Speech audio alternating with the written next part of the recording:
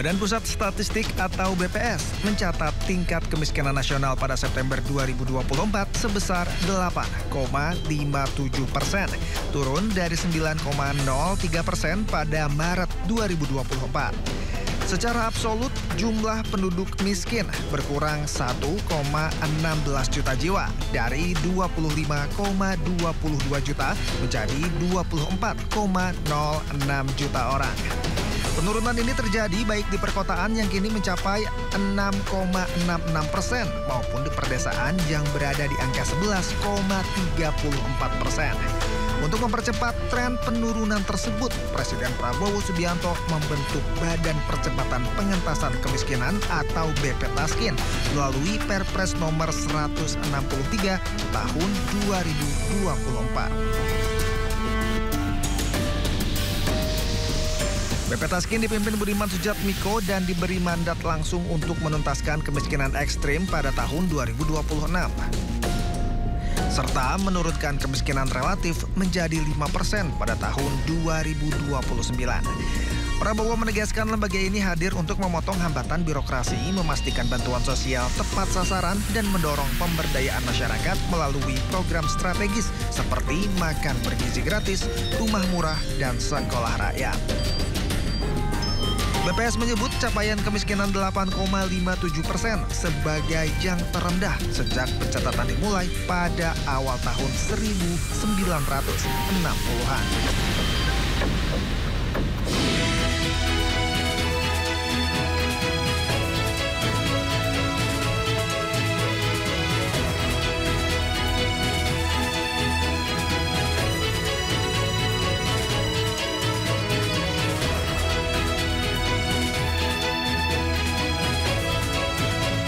Ya, terima kasih pemirsa, masih bersama kami di Wanunan. Saya Lukman Hanafi masih bersama Mas Budiman Sujatmiko ya, Mas ya. Ini kita sambil perjalanan menuju tempat kegiatan kerja Mas Budiman. Ini menuju ke mana kita? Ke Pemalang. Pemalang ya. Pemalang, dari Tegal menuju Pemalang. Dari Tegal menuju Pemalang. Oke, Mas, tadi di segmen berikutnya, segmen sebelumnya kan saya bertanya kepada Mas Budiman adalah Mas Budiman ini seorang aktivis, terus ternyata punya, kalau saya nyebutnya lebih pas chemistry lah dengan Pak Prabowo. Karena dengan segala kecocokan itu, ini mencocok. Nah, pertanyaan saya adalah, kira-kira apa sih Mas Budiman yang tugas yang diberikan spesifik kepada dari Pak Prabowo kepada Mas Budiman saat beliau mengajak untuk bekerja sama atau membantu menjalankan tugasnya. Sebelumnya juga ada sempat ditawarin sebetulnya dari menteri, tapi memilih BPTASKIN. Tugas-tugas apa Mas yang diberikan tuh? Pak Presiden pada waktu memanggil saya ke kediaman beliau di Kertanegara berkata bahwa ya mengingatkan idealisme saya yang dulu menjadi aktivis karena concern, peduli terhadap isu-isu kemiskinan dan kebodohan, kira-kira gitu ya. Yeah. Ya. Dengan pengetahuan beliau, referensi beliau tentang saya, beliau bilang bahwa kita ini nggak bangga, Pak Budiman, bahwa Indonesia masuk G20, ya. Nggak bangga kalau kita masih banyak orang miskin. Oke. Saya bagaimana juga melihat bahwa sebenarnya jauh lebih banyak angka kemiskinan yang harus kita tangani. Kita nggak boleh maju tapi meninggalkan banyak orang miskin di bawah. Oke. Nah, saya minta Pak Budiman bantu saya. Saya akan membentuk badan baru. Oke.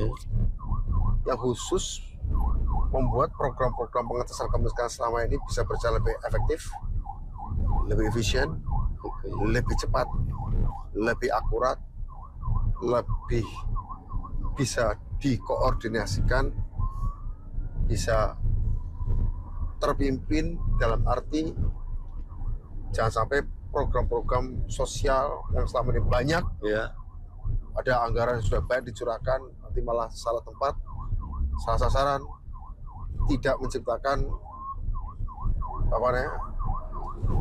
pengentasan kemiskinan dari orang miskin ini. Ya, Pak Budiman saya minta untuk bantu fokus di situ.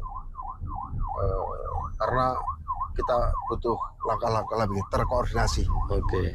Kira-kira itu yang disampaikan. Oh. Nah, begitu. Dan Oke. langsung Pak Budiman, badan ini setingkat kementerian langsung di bawah saya sebagai presiden. Begitu yang disampaikan oleh beliau pada waktu beliau memanggil kami. Baik, ini dengan sebenarnya sangat bagus ya kalau ini meskipun kita jujur kayak saya juga bertanya apa sih, ternyata sudah dapat penjelasannya itu mudah-mudahan pemirsa kita makin paham ya Mas Budiman ya. Nah, tapi ada yang menarik nih. Ya. Di tengah ini pengentasan kemiskinan, akhirnya dengan untuk mencapai program itu beragam cara dilakukan oleh Pak Prabowo. Salah satunya adalah kan efisiensi anggaran dan sebagainya ya. Itu untuk menunjang tentu tidak hanya pengentasan kemiskinan ya, untuk mendukung semua program beliau kan itu. Tapi di tengah efisiensi, Pak Prabowo ini sering sekali kunjungan ke luar negeri. Ini sebetulnya ini apa sih Pak maknanya? Apa ini simbol sebagai hanya untuk kita menunjukkan bahwa kita tidak lagi susah, kita sudah tidak susah, atau sebenarnya ada kepentingan lain yang lebih besar untuk mengentaskan masalah-masalah yang ada di negara kita nih Mas? Jadi kemiskinan sebagaimana juga penyakit-penyakit sosial yang lain itu disikapi oleh Pak Prabowo sebagai orang yang punya wawasan geopolitik, punya wawasan strategis, itu punya hubungan langsung atau tidak langsung dengan situasi ekonomi global. Sangat. Itu beliau sangat meyakini itu juga sesuatu yang sangat saya percaya, sangat saya yakini dan bisa dibuktikan secara ilmiah. Ya. Kemiskinan sebagaimana penyakit sosial itu harus disikapi seperti kita menyikapi penyakit dalam tubuh kita. Anda tahu pijat refleksi? Ya, sakit paru, sakit jantung, sakit mata. Tapi apakah yang dipijat jantung? Bukan. Sakit mata ketika buram, apakah yang dipijat mata? Kan? Bukan. Apa coba? Kaki, jari. Kaki atau jari tangan? Betul. Artinya apa? Kemiskinannya ada di Indonesia. Tapi jangan-jangan sumbernya adalah pada tatanan perdagangan dan ekonomi dunia yang tidak adil. Oke, berarti artinya soal untuk lobby-lobby ya? Lobby-lobby. Nah, termasuk yang terakhir ini ketika Pak Prabowo berteleponan langsung dengan Trump untuk menegosiasikan tarif. Mungkin tidak semua orang puas, tapi itu adalah cara untuk menyamakan industri dalam negeri kita. Ya, supaya kita bisa tetap masuk ke pasar Amerika sambil Pak Presiden juga pernah mengatakan sambil kita membuka pasar-pasar non tradisional lain yang bisa dimasuki oleh produk Indonesia, sehingga pabrik-pabrik kita tetap bisa berproduksi dan mengekspor dan tidak ada lagi PHK. Itu kan juga berdampak dengan kemiskinan, pengentasan kemiskinan maksud saya. Dan PHK kan berdampak pada kemiskinan. Dan itu sangat berhubungan dengan situasi ekonomi. Karena itu ketika Pak Presiden mengatakan Indonesia bergabung ke BRICS, tapi bukan berarti kita konfrontatif ke Barat. Dengan Trump melakukan negosiasi yang hasilnya kemarin kan, ya berhasil menurunkan dari 32 menjadi 19. Ya, meskipun Amerika minta dari kita 0%, kita tidak semuanya orang puas, tapi itu adalah titik optimal yang bisa kita lakukan. Tapi Pak Prabowo mengatakan ini masih bisa dinegosiasikan lagi, belum final. Artinya Pak Prabowo masih terus melakukan cara-cara yang menurut saya itu yang dilakukan oleh kepala negara, ya. Apalagi Indonesia negara besar. Apapun yang terjadi pada Indonesia akan berdampak, dan apa yang terjadi pada dunia akan dampaknya dalam jumlah masif juga, dalam jumlah yang banyak untuk rakyat Indonesia, jumlahnya 280 juta ini. Nah, artinya kunjungan keluar negeri bukan jalan-jalan. Saya kira Pak Prabowo juga secara personal bukan tipe orang yang gumunan dengan luar negeri, bukan tipe orang yang mumpung jadi presiden jalan-jalan keluar negeri. Pak Prabowo masa remajanya banyak di luar negeri, saya kira bukan tipe orang yang aji mumpung pengen jalan-jalan keluar negeri, enggak juga. Menurut saya justru lebih banyak pusingnya karena ketika Pak Prabowo melakukan kunjungan luar negeri, politik internasional, ekonomi internasional, keamanan internasional sedang ada dalam titik rendah hari ini. Artinya ke sana pasti lebih banyak kepusingan, tapi kan harus kepentingan bangsa kan tetap harus dijaga, harus dinegosiasikan, sehingga ketika ada perubahan di konstelasi ekonomi, politik, maupun keamanan dunia, Indonesia setidaknya diajak ngomong. Indonesia setidaknya bisa datang dan kemudian ide-ide bisa ikut membentuk pembentukan tatanan dunia baru, katakanlah begitu. Ya, dengan seperti itu beliau harus datang agar ketika ada kesempatan perubahan, ada ide Indonesia masuk dan ada kepentingan Indonesia yang bisa dijaga. Dan itu dampaknya pada soal kemiskinan juga Oke. gitu loh ya. Itu termasuk seperti yang di Tadi itu sakit kepala, sakit jantung dipijitnya di kaki. baik. Kira-kira gitu. Kan terakhir sebelum ke Trump juga kan sempat ke Uni Eropa ya. Uni Eropa Yang negosiasi 10 tahun sempat ini ya. tertunda. Akhirnya gol juga ya. Oh, dengan Cina, Rusia udah berkali-kali Oke. beliau kan. Oke. Karena Arab juga sudah lakukannya ya. Saya pikir beliau tahu titik-titik di mana pijat refleksinya itu bisa menyembuhkan masalah-masalah sosial bangsa Oke. Indonesia. Kira-kira begitu. Oke, Mas kalau boleh tahu Ah, apa sebenarnya sih Mas dari seorang Mas Budiman ini atau dari seorang Pak Prabowo ini yang membuat Mas Budiman sangat tertarik, jadi sangat cocok atau sangat tertarik lah dari apa yang dimiliki Pak Prabowo ini dibanding yang lain-lain kira-kira. saya nggak bisa membandingkan karena saya belum pernah jadi menteri di presiden-presiden sebelumnya. Ya, Ya. saya bekerja dengan Pak Prabowo dalam konteks Oke. pekerjaan. Dalam konteks pekerjaan, kalau saya boleh cerita bahwa dalam rapat-rapat kabinet Pak Prabowo itu memerankan dua hal. Oke. Kalau rapat itu semacam ada dua segmen kalau beliau rapat. Oke. Segmen ketika beliau menjadi guru besar seperti dosen, memberikan analisis tentang perkembangan ekonomi politik global maupun nasional. Oke. Kemudian setelah itu meminta laporan, diskusi, setelah itu putusan arahan. Oke. Jadi dari guru besar menjadi komander. Oke. Ya, itu khas betul ya. Beliau bisa 1 jam lebih menguraikan masalah seperti sedang memberikan lecture perkuliahan begitu dan saya dalam tanda kutip menikmati itu. Oke. Artinya apa? Saya sebagai salah satu menterinya, salah satu pembantunya, ketika diberi tugas spesifik pengentasan kemiskinan, saya diberi kesempatan untuk melihat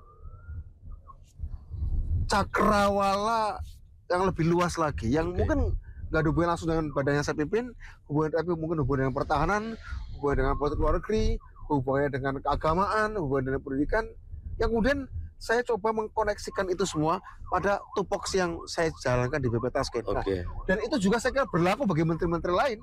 Pak Prabowo bicara kemiskinan, mungkin bagaimana Menteri Agama juga bisa ikut mendengarkan, Menteri Pendidikan Tinggi juga bisa untuk mendengarkan. Artinya apa? Artinya itu juga didahului sebelumnya ketika kita menjadi menteri di training di tempat di Magelang selama 5 hari untuk konsolidasi gagasan. Apapun jabatanmu di kementerian apapun, kita ini satu tim. Artinya kamu mungkin tidak peduli dengan dilakukan kementerian lain. Ya, karena mereka akan berdampak pada tupoksimu di kementerian maupun di badan. Karena itu berkolaborasilah, karena itu bersinergilah. Kira-kira itu spirit lebih dekok ya, smart korsanya itu sudah dibangun. Saya kira Pak Prabowo ingin menanamkan apa yang disebut sebagai cara pandang dan wawasan yang utuh dan solid yang harus dipahami oleh pembantu-pembantunya, dikerjakan sesuai bidangnya, tapi dengan kesadaran yang lebih luas. Jangan cuma terkungkung dengan persoalan-persoalan di bidangnya, tapi menyadari apa yang terjadi di bagian-bagian lain. Baik. Saya kira itu. Yang menurut saya, jadi setiap kali rapat Pak Prabowo seperti memberikan studium general. Kuliah umum lah kira-kira begitu. Jadi nggak benar ya, yang kata orang Pak Prabowo suka marah-marah berarti nggak ya? Malah baik bercandanya menurut saya. Malah kalau saya sih baik bercandanya. Artinya bukan baik bercanda, artinya ya joke gitu ya, memberikan hal-hal materi-materi serius dengan santai. Baik. Orang yang bisa memberikan materi serius dengan santai itu artinya adalah orang itu sudah paham masalah ya kan. Kira-kira gitu. Nah, saya kembali lagi nih tentang tadi membangun Korsari dan sebagainya. Menarik nih. Ternyata membangun Korsari itu biar kalau Pak Budiman tadi menyampaikan yang saya tangkapkan biar satu sama lain sesama pembantunya itu saling bekerja sama, saling peduli kan itu ya. Betul. Dan dibetaskan ditugaskan untuk itu. Berarti tidak benar bahwa itu untuk mensentralisasi biar semua istilahnya tidak kalau bahasanya orang curiga itu biar mengurangi kebebasan para ini untuk berbicara. Tidak seperti itu ya? Enggak, malah justru berkali-kali Pak Prabowo kalau rapat ya. Ayo, siapa yang mau tanya? Saya mau debat, siapa mau menyanggah. Saya pernah memakai kesempatan itu untuk memberikan masukan pada Pak Prabowo. Serius itu Mas? Oh pernah jadi. Enggak di ini sama Pak Prabowo? Enggak. Pak maaf, kalau menurut saya usulan Bapak tadi bagus, tapi ada beberapa hal yang harus ditajamkan di sini misalnya.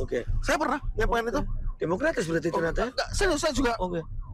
saya bingung juga dengan isu bahwa beliau memberikan apa ya, marah-marah. Enggak, Oh, justru saya pernah, Pak, ini gagasan Bapak ini bagus untuk pengentasan kemiskinan ekstrim seperti ini, tapi kemungkinan akan lebih efektif kalau kayak gini, Pak, kayak gini. Oh, gitu. oh. Dan it's okay. Akhirnya beliau oke. Oke aja. berarti nggak ada masalah. artinya asalkan itu menurut beliau. Oh iya, satu hal yang Oke. penting adalah punya argumentasi. Oke. Pak Prabowo memang paling nggak suka kalau orang punya ide, pendapat, nggak ada argumentasi, Oke. nggak ada data, ada beliau kayak jadi orang kayak ngawur hanya Oke. asal bunyi. Tapi saya pikir menteri-menteri kita, saya mengikuti beberapa kali rapat kabinet paripurna, data-datanya lengkap ya, argumentasinya bagus. Kadang-kadang juga dibiarkan kalau ada dari menteri lainnya, ada masukan nggak pendapat tentang ini? Yang kaitannya ada ya, ya bisa sampaikan misalnya gitu. Oke. Menarik sekali ya, ternyata setelah dekat dengan Mas Budiman nih. Tapi ada satu lagi masih saya penasaran Mas, mumpung ketemu. Ya. Saya masih belum habis pikir sampai sekarang, bukannya belum habis, masih penasaran, pengen tahu banget tentang Mas Budiman yang ini. Mas Budiman sebetulnya kapan sih mulai, ketika setelah selesai legislatif kan sempat vakum satu periode itu, Tidak ini ya. ada. Tapi terus akhirnya memutuskan tertarik, ini kayaknya harus gabung dengan Pak Prabowo nih karena Oke. ternyata satu visi gitu. Kapan sih Mas? Itu saya memutuskan, saya datang dengan tim saya ke tanggal 18 Juli 2023, Oke.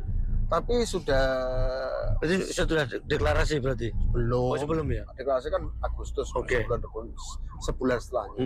Itu sebenarnya proses sekitar 2 minggu ya. Oke. Anda tahu bahwa apa yang menyebabkan saya memutuskan itu analisis geopolitik aja. Oh, Analisis geopolitik. Maksud saya begini, kalau alasannya pro rakyat ya, saya juga punya rekam jejak lah pro rakyat ya. betul ya. Tapi artinya ada satu hal yang saya tidak punya pengalaman. Tapi menurut saya hari ini Indonesia butuh pemimpin yang punya pengalaman dan pengetahuan itu. Mungkin saya juga punya pengetahuan. Saya punya pengetahuan, tapi saya nggak punya pengalaman. Oke. Kalau untuk urusan kemiskinan, untuk urusan desa, saya punya pengetahuan dan saya punya pengalaman.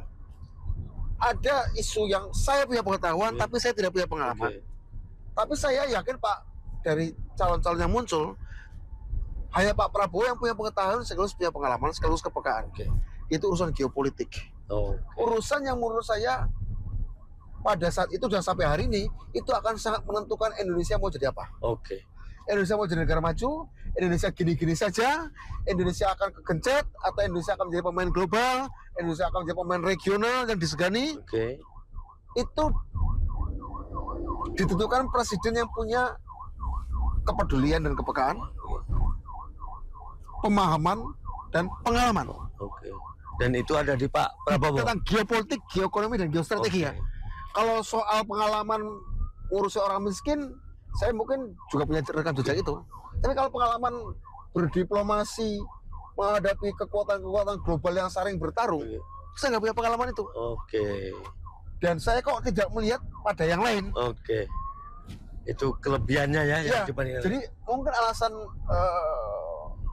yang satu-satunya ya mengumumkan adalah alasan geopolitik lagi jungkir balik, Oke. lagi dikocok ulang, dunia ini lagi dikocok ulang. Saat dunia lagi dikocok ulang ya ibarat kita naik pesawat, saat ada turbulensi Turbulensi. dan kemudian saat mesin mati, pada akhirnya kita andalkan adalah pilot yang punya pengalaman menghadapi situasi turbulensi. Dan orangnya adalah Pak Prabowo. Saya melihat ada di Pak Prabowo Oke. yang sayanya bukan satu partai dengan saya. Oke. Tapi nggak apa-apa. Oke.